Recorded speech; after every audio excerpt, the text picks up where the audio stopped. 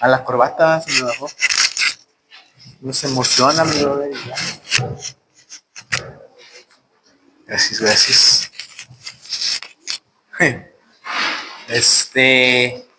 Bien, hermanos, pues como pueden ver, pues ya la iglesia del gatazo, ¿verdad? Ya era, ya. Ah, sí. También la iglesia o no, o sinceramente, hermanos, son los mismos de hace un año. O son los mismos de hace 2 años. Si no, si siguen siendo los mismos, pues bueno. O no han dado el gatazo, ¿verdad? ¿Si han dado el gatazo o no han dado el gatazo? O sea, ¿siguen en lo mismo? Entonces sí ha habido cambios, ¿verdad? Y es una bendición, ¿verdad? Que cuando a algunos les pregunta, ¿qué hace la iglesia con sus diezmos? Pues mire, por eso ve a Dios, ¿verdad? Realmente hay mucho que hacer, pero dentro de 4 años, hermanos, vamos a ver una iglesia diferente, ¿sí? Eso es muy seguro. Dentro de 5 años vamos a ver una iglesia diferente, vamos a ver otras personas, va a haber personas nuevas. Y mi deseo es que en 5 años tengamos la capacidad para empezar a abrir otras misiones, campo misionero, iglesias nuevas, y no quedarnos en Angostura, ¿verdad? Sino hasta lo último de la tierra, ¿verdad? Esa es la esperanza. Bueno, hermanos, hoy vamos a ver la doctrina del hombre. Les voy a pedir que abran sus Biblias en el libro de Génesis, capítulo 1, versículo 26. Génesis 1, 26. Dice la palabra de Dios, dice la Biblia. Entonces dijo Dios, hagamos al hombre a nuestra imagen, conforme a nuestra semejanza. Y señoree en los peces del mar, en las aves de los cielos, en las bestias, en toda la tierra y en todo animal que se arrastra sobre ¿quién? Hoy vamos a ver la doctrina del hombre. ¿Ya les dio sus hojitas mi hermano Javier? Gloria a Dios.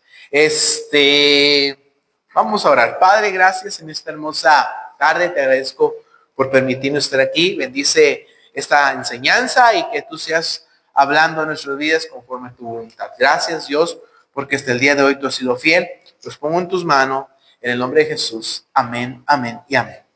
Muy bien, la doctrina del hombre. Ya vimos cuál fue la primera doctrina, ¿se acuerdan?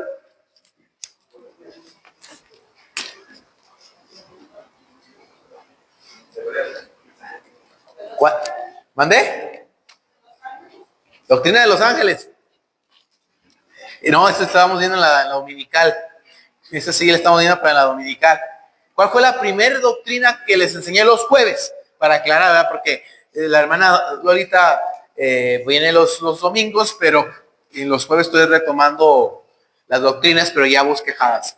¿Se acuerdan de la primera doctrina, hermanos? La primera hoja que les di. No, esa fue la vez pasada, hace como un mes. ¿Mande? No, esta es la de hoy. Hoy es la del hombre.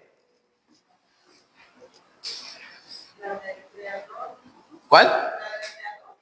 La de Dios. ¿La segunda doctrina? Esa es la tercera.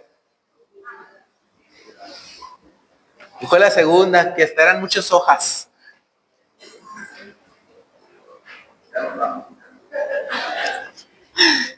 ¿Cuál, mi Quique? ¿Cuál, mi Quique? Bueno, Félix. No, mano. La primera doctrina es la de Dios. Y la tercera es la del Espíritu Santo. Y la cuarta es la del hombre. ¿Cuál será la segunda? La de Jesucristo. Padre, Hijo, Espíritu Santo. La doctrina del hombre, hermanos, es un poquito más corta, va a ser más fácil de entender, pero nos habla los puntos que vamos a ver sobre la creación y el estado original del hombre. El hombre, fue hecho a la imagen y semejanza de Dios. Por eso dice ahí Génesis 1:26, hagamos al hombre conforme a nuestra imagen y nuestra semejanza. La Biblia dice en Génesis capítulo 9, versículo 6, dice la Biblia, el que derramare sangre de hombre, por el hombre su sangre será derramada, porque a imagen de Dios es hecho el hombre. De hecho, ¿por qué Satanás odia al hombre? Porque está hecho a la imagen y semejanza de Dios. Son prácticamente sinónimas, imagen y semejanza. Este hecho es fundamental en el trato de Dios con el hombre. La imagen de Dios no significa semejanza física. No quiere decir que Dios tenga la misma figura humanoide o humana que nosotros tenemos, que tenga 2 manos, 2 pies. Realmente nadie ha visto a Dios. Dios es espíritu, la Biblia dice, y no tiene forma humana. La Biblia nos habla en Deuteronomio, capítulo 4, versículo 15. La palabra de Dios dice en Deuteronomio 4:15, la escritura dice ahí, la Biblia dice, guardad pues mucho vuestras almas, pues ninguna figura visteis en el día que Jehová habló con vosotros en medio del fuego.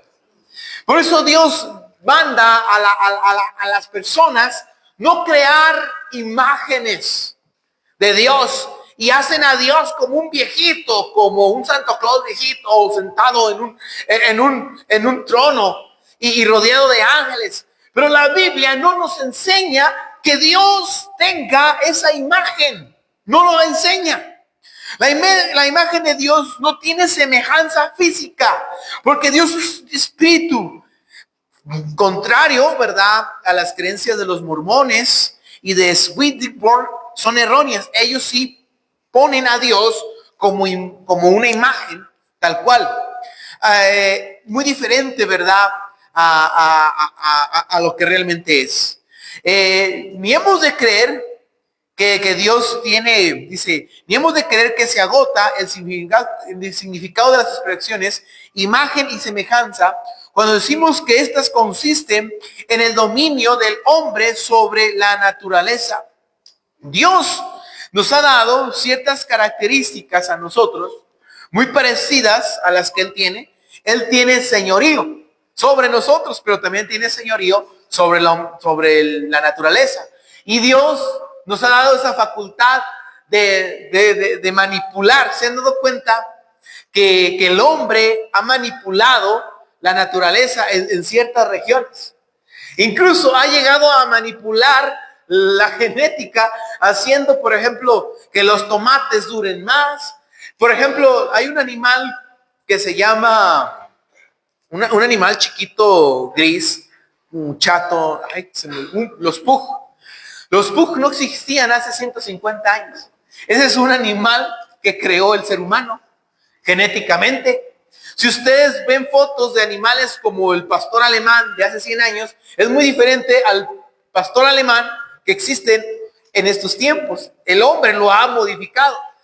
Dios le ha dado esa capacidad para hacerlo. Las plantas, los animales, Dios le ha dado la capacidad. Hasta el ser humano ha creado, en algunas regiones donde hay desiertos, por ejemplo en Arabia Saudita, crean bombas de gas que permiten que caiga lluvia.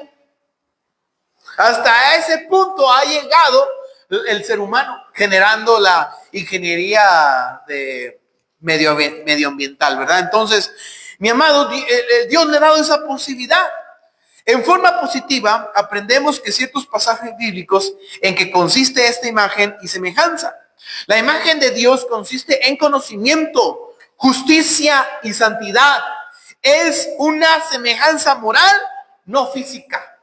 Nosotros entendemos que en ciertas cualidades, por ejemplo, vamos a ver Efesios capítulo 4, versículo 23. Efesios 4, 23. La palabra de Dios dice en Efesios 4, 23, dice la Biblia, y renovaos en el espíritu de vuestra mente, y vestíos del nuevo hombre, creado según Dios, en la justicia y santidad. ¿En quién? En la verdad. Dios es un Dios justo, Y Dios es un Dios santo, Dios tiene conocimiento y Dios quiere que nos vistamos de Él, que seamos como Él en esas capacidades. Los animales no saben que están desnudos. Los animales pueden, por ejemplo, yo he tenido mascotas, tenía una perrita que tuvo 9 cachorros, y de esos 9 cachorros se le murió un cachorro y el que se murió se lo comió. ¿Quién de ustedes, hermanas, haría eso con uno de sus hijos? Es moralmente perverso, ¿verdad que sí? Comerse a un hijo. Pero los animales lo hacen.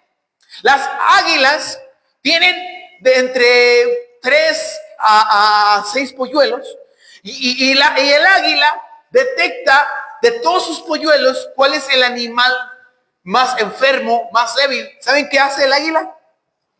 Lo avienta. ¿Usted haría eso con uno de sus hijos? Es que este hijo como que me salió con síndrome de Down. ¿Usted le mataría a un hijo con síndrome de Down? Pero los animales lo hacen. Se le llama selección natural. Al más fuerte le dan más recursos y al más débil lo dejan morir. El ser humano no es así. El ser humano trabaja para que todos los humanos tengan oportunidad de vivir. Y la humanidad ha luchado contra regímenes que han existido, que han buscado exterminar a las personas racialmente inferiores. Pero Dios en su moralidad permite que todos nosotros alcancemos la gracia, no solamente la gracia divina, sino en cuestión de recursos y en oportunidades. ¿Sí se sabía esa? Ahora, mis amados, imagen y semejanza, seguimos adelante.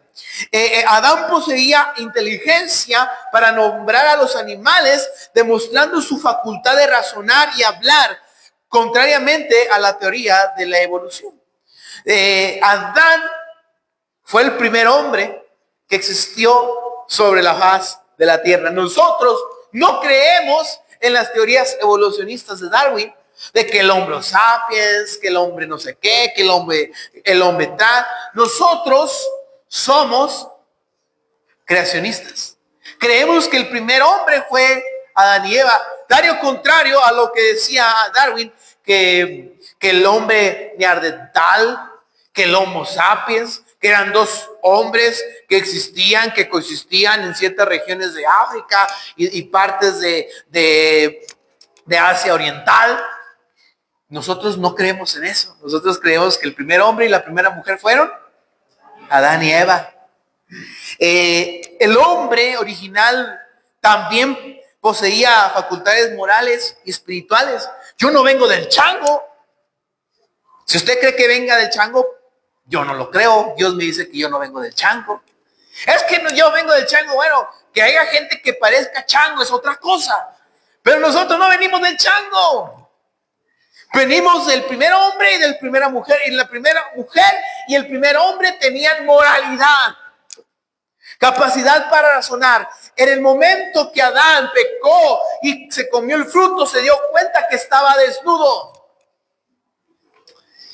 Adán era un agente moral, libre, capaz de resistir o ceder al pecado de forma voluntaria, similar a Cristo. Mateo 4 nos enseña cómo Jesús fue tentado en el desierto. Su estado original no era de salvajismo, sino superior. Adán razonó, Eva razonó con la serpiente. Cuando la serpiente llegó a tentar, le dijo: ¿por qué no comes de ese fruto? Es que Dios nos dijo que el día que comiéramos de ese fruto íbamos a morir. Razonó con la serpiente. No se dejó guiar por el impulso, como si usted ve un animal y le arroja una manzana, el animal automáticamente se lo mete en la boca. Su estado era superior. El hombre es la obra cumbre de Dios. No evolucionó del mono y no existe eslabón perdido que lo demuestre. Nosotros, ¿verdad? Dicen, es que hay un eslabón del Homo sapiens al ser humano que está perdido, que es la teoría de Darwin, y supuestamente ese eslabón perdido es lo que demuestra la teoría de la evolución, en donde el hombre fue capaz de tener la moral, Y es donde se pierde en la cadena que Darwin ponía. Pero la Biblia no dice eso. La Biblia dice que ya Adán y Eva tenían ya esa capacidad. Ahora, ¿sí creen ustedes en esto o no lo creen? ¿Sí creen que exista un Dios que nos formó de la nada y nos puso en el huerto del Edén? ¿Sí? ¿Todos están conscientes de eso? Ok. Ahora, existe la caída del hombre. La doctrina de la caída no es exclusiva del cristianismo, pero en este se intensifica por el carácter moral de Dios. El relato bíblico de la caída del hombre explica cómo el pecado entró en la raza humana, no en el mundo, donde ya existía, ejemplificado por Satanás. La condición degradada del hombre postula un evento de caída. El pecado ya existía cuando estaba Adán y estaba Eva. El primer ser pecador, ¿quién fue? Satanás. Él fue el primer pecador. ¿Cuándo pecó? Cuando se rebeló contra Dios, que era Lucero, se rebela contra Dios y se junta con muchos ángeles, con miles de ángeles, y Dios los lanza a la tierra. Ahora, encontramos ese relato en Génesis capítulo 3. En Romanos capítulo 5, del 12 al 19, la Biblia dice en Romanos 5, del 12 al 19, la palabra de Dios dice en Romanos 5, del 12 al 19. Hermanos, ¿de verdad si creen en la teoría creacionista? ¿Si es creacionista o viene del chango? A ver, levante la mano, ¿quién viene del chango? Que diga, no, yo vengo del chango, del Homo sapiens, del neandertal. Muy bien, hermanos, muy bien. No, lo que pasa es esto. Que está esa teoría, pero ha pasado muchos años. Ajá. Sí. Un animal ha evolucionado en esos años. Así es. No hay pruebas que lo demuestren, ¿verdad? Eso es lo que estamos viendo hoy. Dice la Biblia. Por tanto, como el pecado entró en ¿quién? En el mundo por un hombre, y por el pecado la muerte, así la muerte pasó a todos los hombres por cuanto todos pecaron. Antes de la ley había pecado en el mundo, pero donde no hay ley no se inculpa de pecado. No obstante, reinó la muerte desde Adán hasta Moisés, aún en los que no pecaron a la manera de la transgresión de Adán, el cual es figura del que había de venir. Pero el don no fue como la transgresión, porque por la transgresión de aquel no murieron los muchos. Abundaron mucho más para los muchos la gracia y el don de Dios por la gracia de un hombre, Jesucristo. Y el don no sucede como en caso de aquel uno que pecó, porque ciertamente el juicio vino a causa de un solo pecado para condenación, pero el don vino a causa de muchas transgresiones para justificación.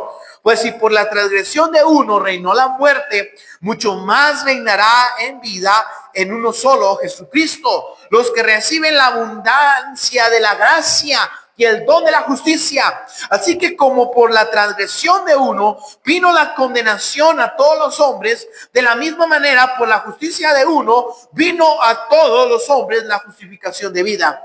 Porque así como por la obediencia de un hombre los muchos fueron constituidos pecadores, así también por la obediencia de uno muchos serán constituidos como justos. Entonces nos encontramos a esto, ¿verdad? El pecado entró en la raza humana, no en el mundo, sino es como una enfermedad espiritual que ya existía. Satanás hace pecar a Adán y a Eva, y ese pecado venimos cargándolo por todos los años, por todas nuestras generaciones. Una condición degradada del hombre que realmente nos hace caer constantemente en ese pecado. Ahora, hay varias interpretaciones del relato de la caída del hombre. Una es la alegórica, que Adán y Eva y la serpiente representan ciertos simbolismos. O sea, prácticamente es como si Adán fuera un símbolo de la razón, Eva símbolo de la sensualidad, y la serpiente símbolo de la tentación.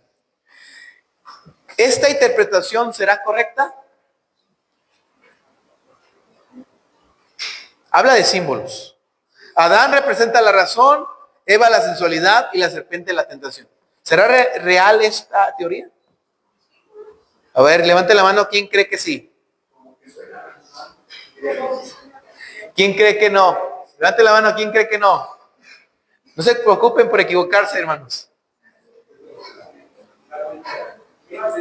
Ok, luego viene la mítica. Verdad en forma poética. No hay razón para tratar este pasaje diferente al resto de un capítulo histórico. Lo hablan como un mito. Piensan que lo que pasó de la caída del hombre en Adán y Eva es un mito, como Zeus, Afrodita, Hera, la diosa del odio, o Hades, el dios de la muerte. Un mito. ¿Será verdad esta interpretación? No.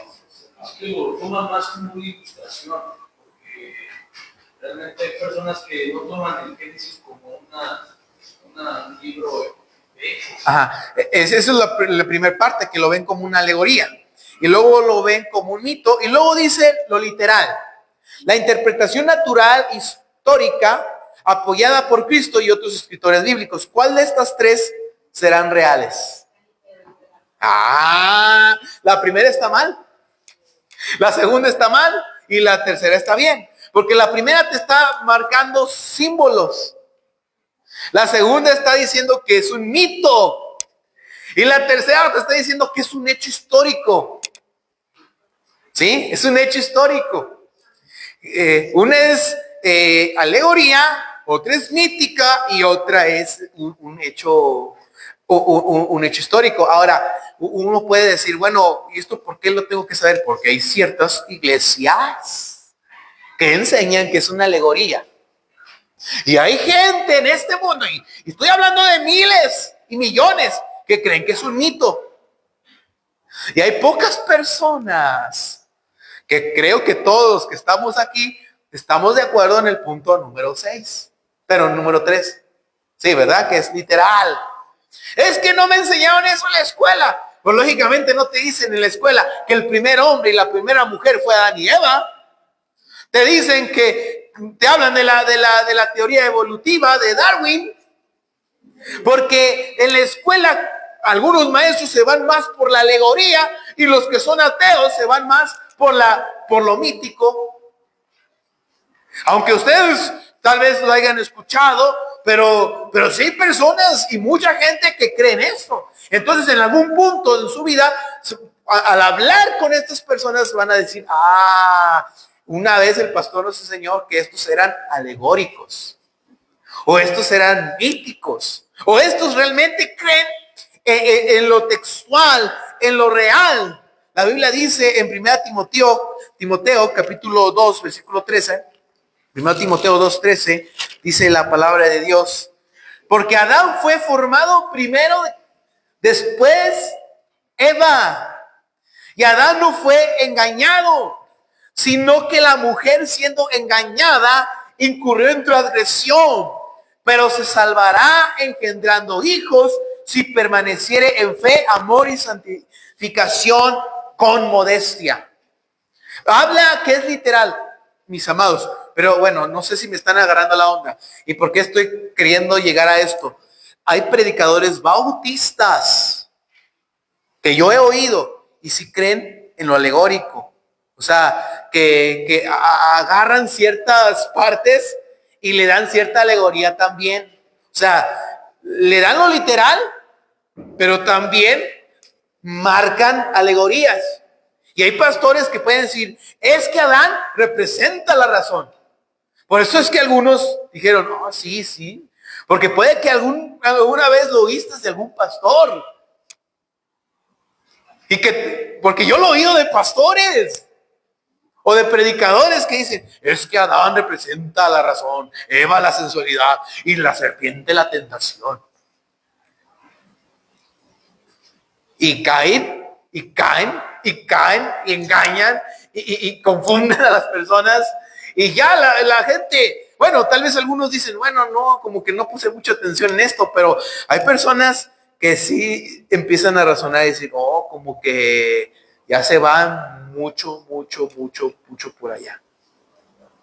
Que agarran ciertas partes de la Biblia y a los símbolos les empiezan a dar otras interpretaciones. Por eso tengan cuidado, mucho cuidado, de qué es lo literal y de qué es lo simbólico. Sí, en la Biblia hay partes simbólicas, por ejemplo, Apocalipsis.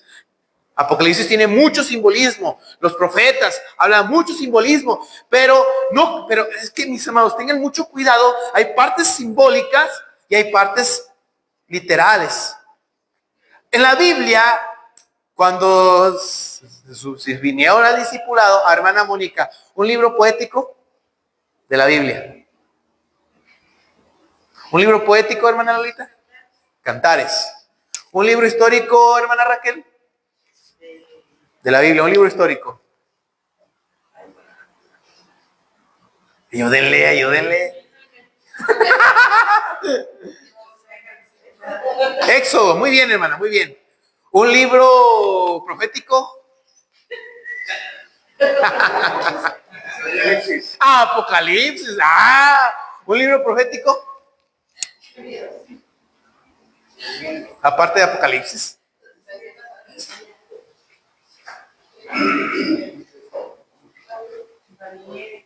Daniel, Isaías, Jeremías, Esdras. No, Esdras es histórico. Esdras es histórico.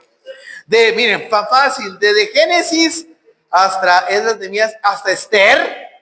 Esther son libros históricos. Después vienen los poéticos, Salmos, Proverbios, Eclesiastés, Cantares. Y a partir de Isaías hasta Malaquías son proféticos y se dividen en profetas mayores y profetas menores. Profetas mayores y profetas menores tienen muchos simbolismos. Después vienen los 4 evangélicos, que son libros históricos. ¿Sí? Luego Hechos, otro libro histórico. Luego vienen las 13 cartas paulinas. Hablan cosas literales. Habla también cierta historia. Y luego nos metemos a Primera y Segunda y Tercera de Juan, Segunda y Segunda de Pedro, la carta de Judas, la carta de Santiago, la carta de Hebreos. Son cartas dedicadas a una iglesia. Luego llega Apocalipsis profético. ¿En dónde dice esa determinación y quién dio esa asignación? ¿De profético? De profético, porque en los tiempos de, por ejemplo, ¿quién lo asignó? Por el contenido de los libros. Los judíos, por ejemplo, el Antiguo Testamento, los judíos fueron los que hicieron el Tanaj judío, donde viene de Génesis a Malaquía. Ellos determinaron cuáles iban a ser los libros inspirados por Dios, porque si ves que la Biblia católica también tiene otros libros que es los apócrifos. Pero los libros los determinaron los judíos por su contenido histórico y por el tiempo en el que se escribió. Por ejemplo, Génesis pues habla del inicio y habla de hechos históricos, su contenido es histórico. Si tú lees, por ejemplo, Jeremías, vas a encontrar mucha profecía.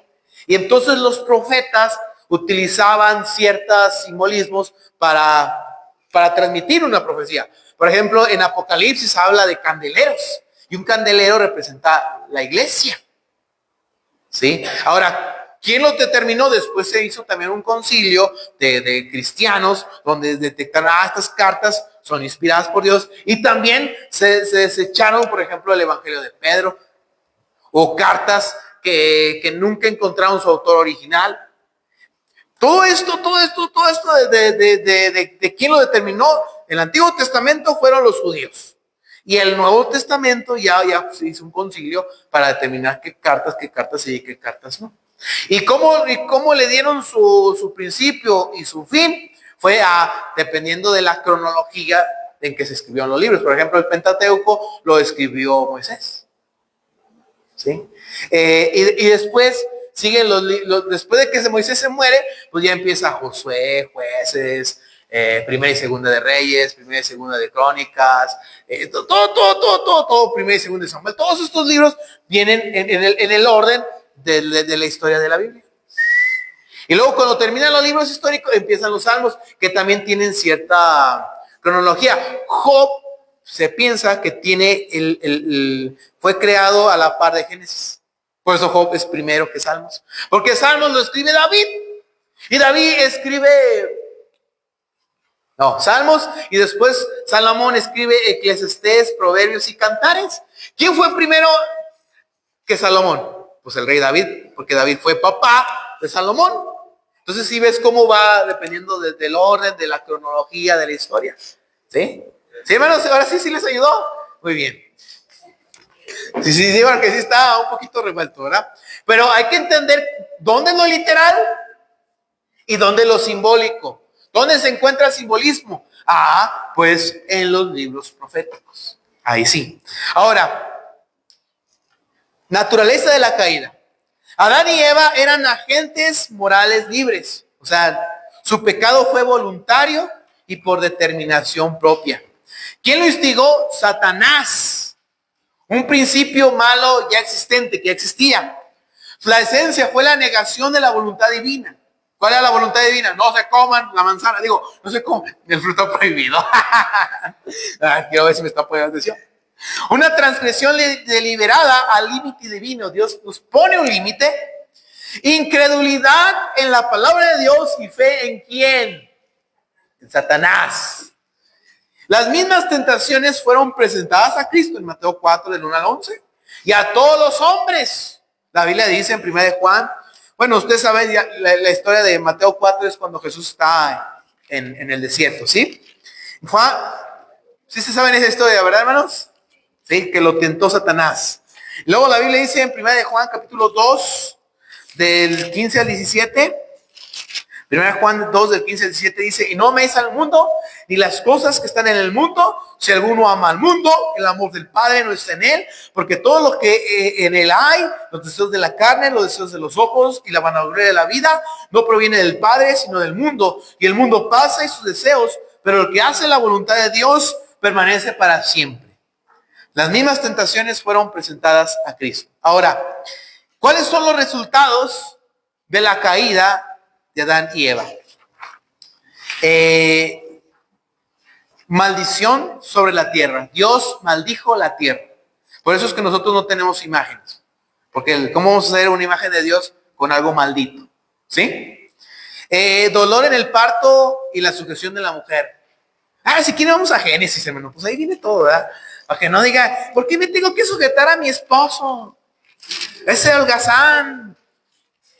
No, pues aquí dice la Biblia, pues culpa de la mujer, ¿para qué? ¿Para qué tenta al hombre?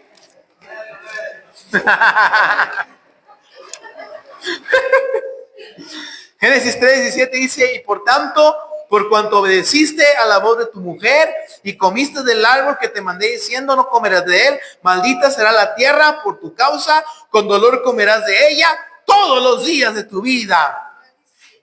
Espinos y cardos te producirá y comerás plantas del campo. Con el sudor de tu rostro comerás el pan hasta que vuelvas a la tierra, porque de ella fuiste tomado, pues polvo eres y polvo volverás. Mi amado, Dios maldijo la tierra. Dice en Génesis 3, eso, pobre tierra, ¿verdad? Pues, pero ni modo. Génesis 3:16 dice, a la mujer multiplicaré en gran manera los dolores de tus preñeces, con dolor harás a luz a los hijos, y tu deseo será para tu marido, y él se enseñoreará de ti. Híjoles, yo sé que no les gusta esto, hermanos, pero ¿para qué se comen el fruto y para qué se lo dan a él?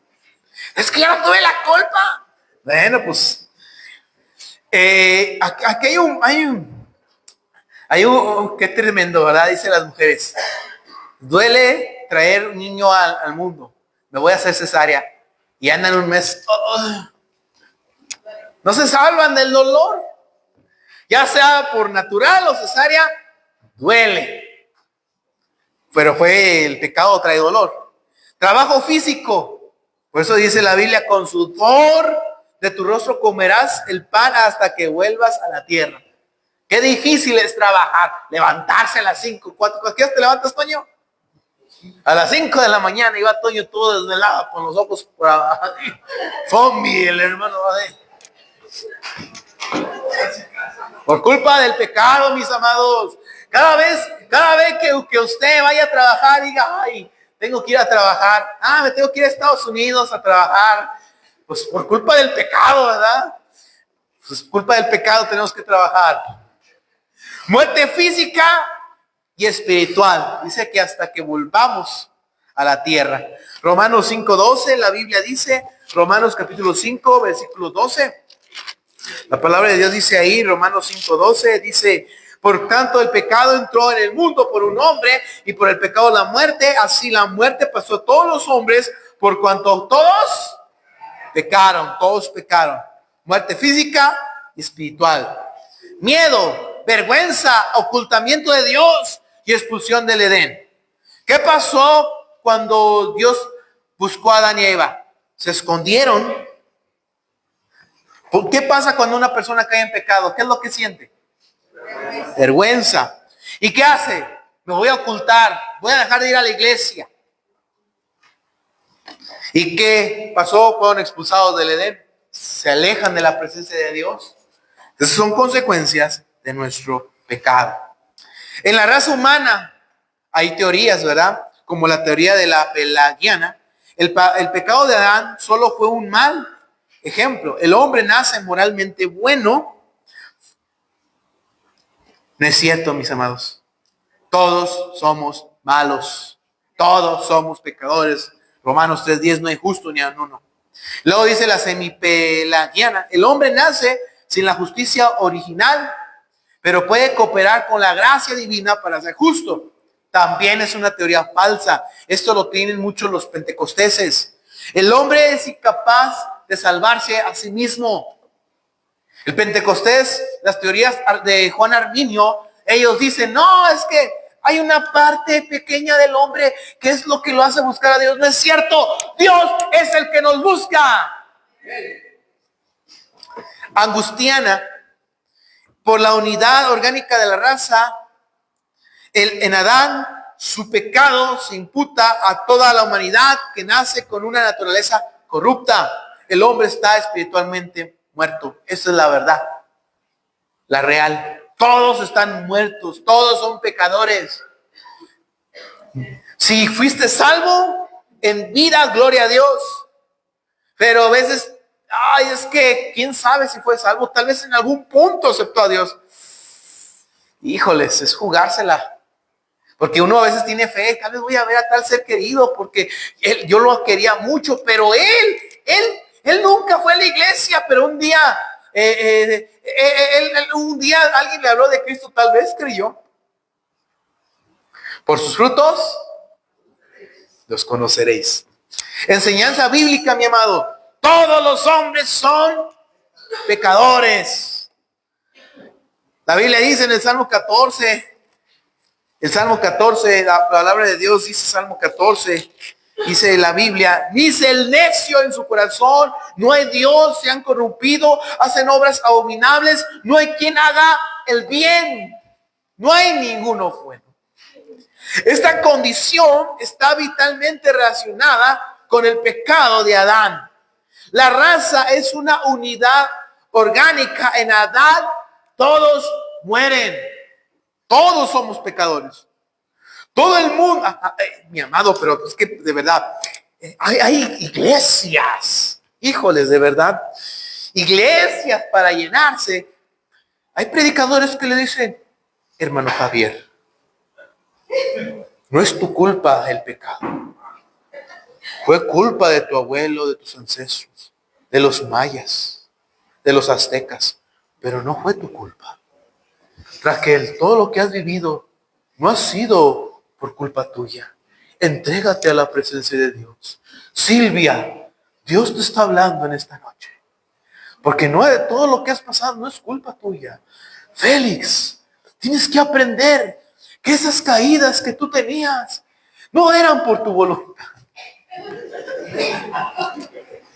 Y la gente empieza a llorar y empieza, sí, no es mi culpa, no es mi culpa. Y se sienten bien. Y llega el predicador bautista, es tu culpa, bola de pecadores, no se arrepienten de sus pecados. No, hombre, el cantar es bien duro, bien duro. Ojo, voy a ir a la iglesia ya que me hacen llorar. Y me dicen que no es mi culpa. Porque uno puede decir, pues fue culpa de Adán y fue culpa de Eva. Es nuestra naturaleza. Porque así como está el pecado, también está la gracia de Dios. Y la gracia de Dios, la gracia y el poder de Dios mandó a Cristo a morir en la cruz. Y por su gracia nada más tener fe nos hace ser salvos. Y recargarnos en la voluntad de Dios nos hace ser salvos. Y caminar con Dios nos hace ser salvos. Todos somos pecadores. Todo el mundo está bajo condenación y la ira y maldición. Es que no es justo que haya gente en África, niños sufriendo de hambre. ¿Cómo es que un Dios tan malo permite todas esas cosas? Porque el pecado ha trascendido y el pecado no solamente nos alcanza a nosotros, sino también a los demás. También a los demás. A veces cargamos con una serie, es una cadenita. Una mala decisión que tomes hoy va a generar otra mala decisión después, otra mala decisión después, otra mala decisión después, otra mala decisión después, y hasta que llegas hasta abuelo. Pero Dios puede restablecer y romper esas cadenas del pecado. ¿Cuántos han tomado malas decisiones? Y se afectan sus vidas, sus matrimonios. Los no regenerados, la Biblia los marca como hijos del diablo. La Biblia dice en 1 de Juan, capítulo 5, versículo 19, 1 de Juan 5, 19, 1 de Juan 5, 19, dice la Biblia, sabemos que somos hijos de Dios y el mundo entero está bajo ¿quién? El maligno. La raza humana está cautiva del pecado y de Satanás sin poder librarse.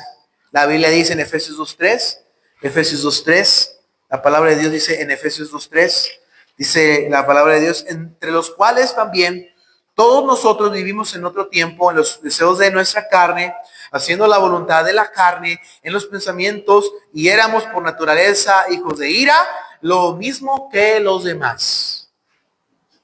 Mi amado, fíjense, Satanás gobierna nuestra vida, pero también el pecado nos cautiva y es difícil librarse del poder de la carne, del pecado de Satanás. Cuando tenemos un problema, ¿qué es lo que muchas veces hacemos? Gritamos, eres una loca, eres un loco, es tu culpa, es la tuya, no que tú, no que él. Gritamos, nos airamos, nos enojamos, hablamos hasta con maldiciones, con malas palabras, dejamos de hablarle, me hizo enojar, le dejo de hablar, porque andamos en la carne. Pero la carne no resuelve los problemas. Lo resuelve Dios por medio del Espíritu. Donde mora la presencia de Dios hay paz, gozo, benignidad, bondad, fe, mansedumbre. Hay gente que se enoja y fíjense, hay gente que cuando uno la riega dice uno, discúlpame.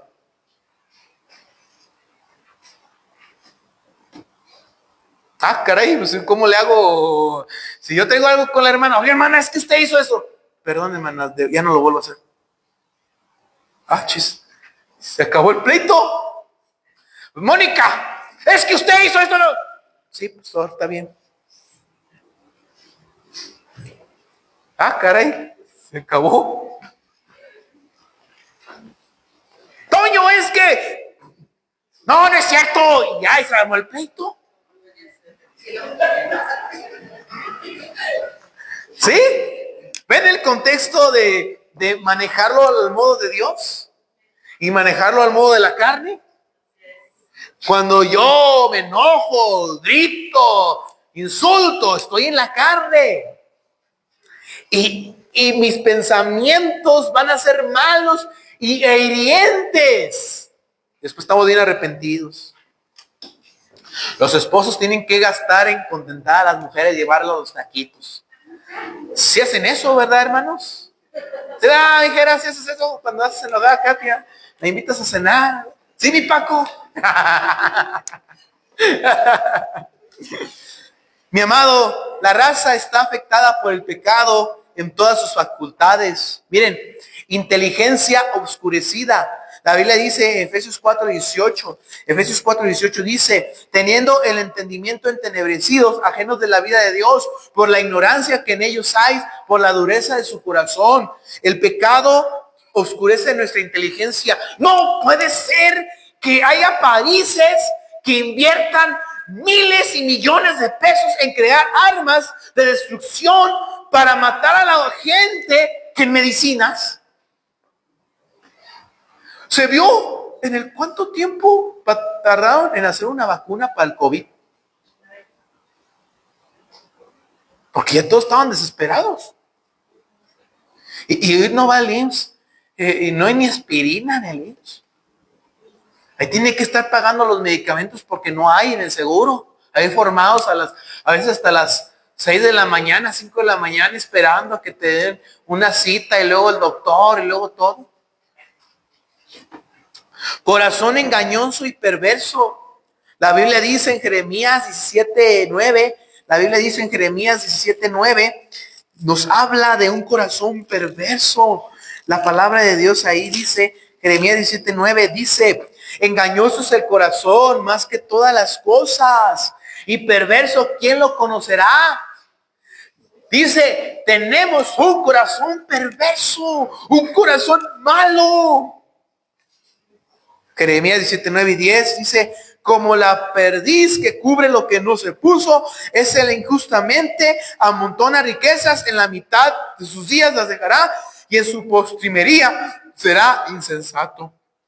También tenemos conciencia y mente manchada. Tito 1:15, vamos a ver todo esto, hermano. Tito 1:15. Dice la Biblia, todas las cosas son puras para los puros, mas para los corrompidos, incrédulos, nada les puro, hasta su mente y su conciencia están corrompidas. Mi amado, les voy a poner un ejemplo. ¿Qué pasa cuando cómo se corrompe un fierro? Un pedazo de metal. El oxígeno genera una reacción química que se empieza a oxidar. ¿Sí? La madera se corrompe. Si tengo un fierro corrompido, ¿qué tengo que hacer? Lijarlo, hacerle un tratamiento. Y no es fácil el tratamiento. ¿Qué pasa cuando se corrompe las paredes? El salitre corrompe las paredes. ¿Qué tienes que hacer, Gerardo? Tengo que tumbar la pared, volverla a levantar, porque si nomás la revoco, el salitre va a volver a corromper el yeso. Sí, ¿verdad?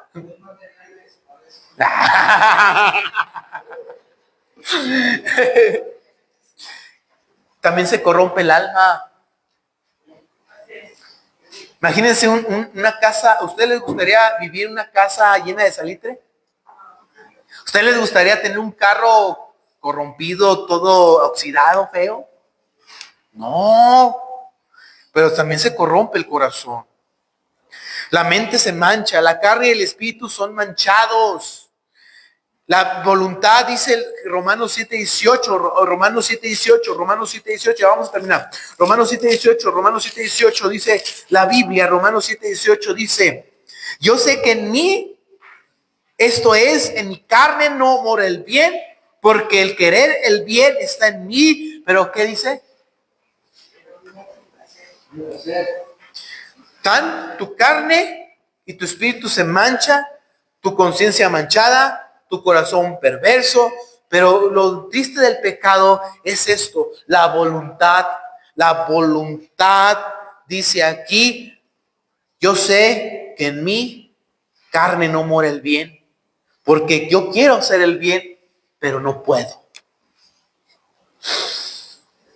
¿Les ha pasado? Ya no quiero gritarle a mi esposa. 2 meses después le gritas. Ya no quiero gritarle a mi padre y a mi madre, porque eso no agrada a Dios. Eso es andar en la carne. 2 semanas después le gritas, hoy es el 10 de mayo, mamita chula, te amo, eres la mejor madre. Le pone ahí en el Facebook, hasta le pone ahí, tú que me diste la vida y el hambre. Ay,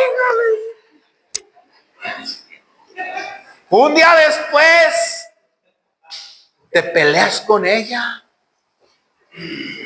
Es el aniversario, es el mejor hombre que Dios me dio. 2 días después, peleado con él. Porque tienes la voluntad, pero ¿qué hace el pecado, mi amado?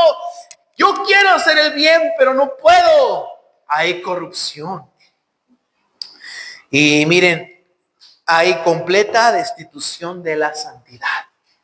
Porque el Dios no le agrada lo corrupto. Dios quiere pulirnos para usarnos. Si yo, mi amado, miren, si supongamos que esta botella de agua no la he abierto. Gerson, bueno, Gerson, esta está limpia, Gerson. Ven, ponte de pie. Mira, dale un traguito. No la he abierto, apenas la abrí ahorita. Dale un traguito. Ok. Gerson, ven, no tengas miedo, Gerson. No lo vas a decir a tu papá. Mira, esta es agua del baño, de la taza del baño. ¿Le darías un trago? ¿Ya no quieres? No, sí, porque se le está tomando. No se crea. Sí, listo. Pero, ¿por qué ella no quiso?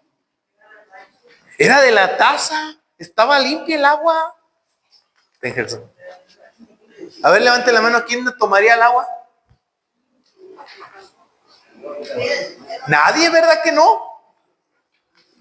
Pero pues se ve transparente. Está transparente el agua. Así pasa cuando nosotros hacemos la obra de Dios o las cosas de Dios manchados. A Dios no le agrada. A Dios no le agrada, imagínense. ¿Qué hace Jesús? No.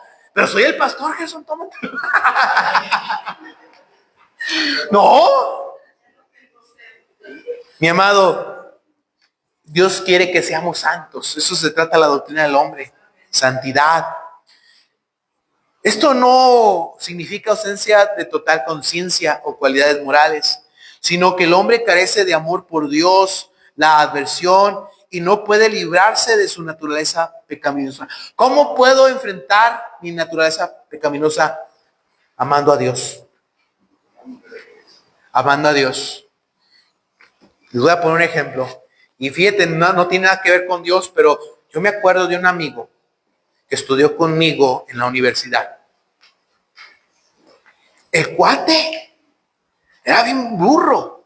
Burrísimo, pero burro. Esos burros, ese era el burro de los burros de los burros. ¿En serio? Y él, pues siempre estaba batallando yo le ayudaba a hacer las tareas. Y se consiguió una muchacha ahí del mismo grupo y se hizo su novio. Y esta muchacha tampoco era la más inteligente, pero era más intensa. Pues los dos hicieron un equipazo. Este muchacho era burro, pero era habilidoso. Se sube a los andamios, y como mi carrera es telemática, se trata de instalar antenas, subirse y hacer. Él es muy habilidoso en eso. Y ella es todo cerebro. El muchacho Y esta muchacha. Hicieron tal cual equipo, que ahorita fácil, estaba viendo que él trabajaba en un rancho donde cuidaba venados y donde llegaban los ricos, compraban un venado y cazan los ricos esos venados. Ahora él caza venados. Ahora él los caza, o sea, está rico. ¿No te vi su casa? ¿Vi sus carros? Esta muchacha ahí, por amor, él cambió. Porque esta muchacha le dijo, yo no te quiero así de holgazán. Yo no te voy a estar manteniendo. Y cambió esta muchacha. Por amor a una mujer, este hombre cambió. Este hombre cambió. Estuvo dispuesto a dejar de tomar, de andar de mujeriego, porque tenía 3.